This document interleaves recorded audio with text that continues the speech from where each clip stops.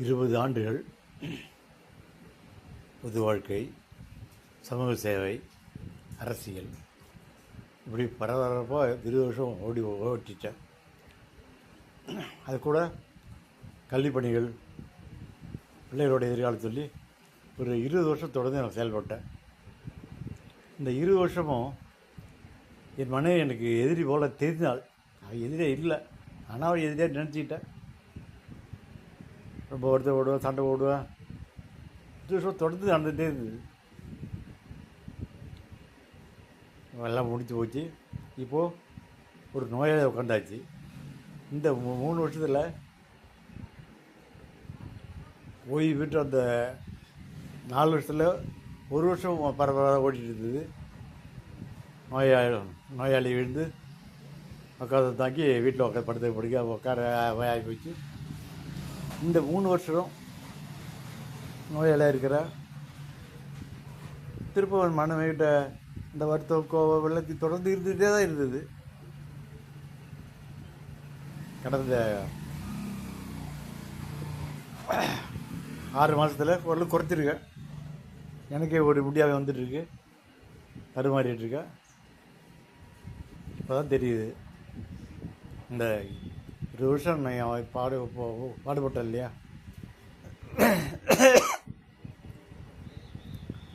பெரும்பாலானவர்கள் மறந்துட்டாங்க, தெரியாது என்ன.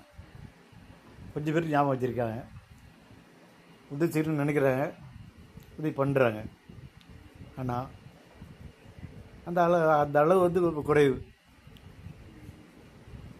மற்றபடி இப்போ ஒரு அனாதை நிலைமைக்கு வந்துட்டேன். இந்த 3 மாதம் மண்ணி தான் ரொம்ப கஷ்டப்பட்டுருக்கான். மண்ணியோட அருமை எனக்கு புரியுது.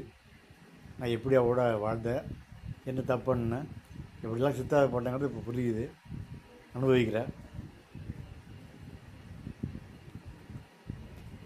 உடல்நிலை வந்து மோசமான நிலைக்கு வந்து போச்சு. எந்த நேரமும் எதுவும் நடக்கலாம். அப்படி நடந்ததுன்னா என் மனைவி மன்னிப்பாளான்னு தெரியல. இன்னொன்று வந்து இப்படி பண்ணிட்டாரேன்னு தான் நினைப்பான். நான் போனாலும் அதுக்கு பிறகு கொஞ்சம் ஓரளவு ஒரு நிம்மதியாக இருப்பேன், என்ற தொழில் இல்லாமல் இருப்பாள் அப்படின்னு உட்காந்துருக்கிறேன். என்னைக்காவது நான் பேசுகிறத அன்னைக்கு மனைவி போட்டு கேட்பாள், பார்க்குறப்ப தெரிஞ்சுப்பா, மன்னிச்சிரு, நிறைய தப்பு பண்ணிட்டேன், சித்திரை பண்ணிட்டேன், என்னை மன்னிச்சிரு, இதுக்கு பிறகு வாழ்க்கையில் நிம்மதியாயிரு, தனிமை வாழ்க்கையாக கூட பரவாயில்ல, நிம்மதியாயிரு, சந்தோஷமாக இல்லைனாலும் பரவாயில்ல, நிம்மதியாயிரு, என்ற தொழில் இல்லாமல் இரு. நான் எந்த நேரம் போய் கிளம்பி போயிடுவோம், வாழ்க்கை முடிஞ்சிடும், பார்த்துக்கோ, என்னை மன்னிச்சிரு, அந்த எல்லாம் தப்பு தான்,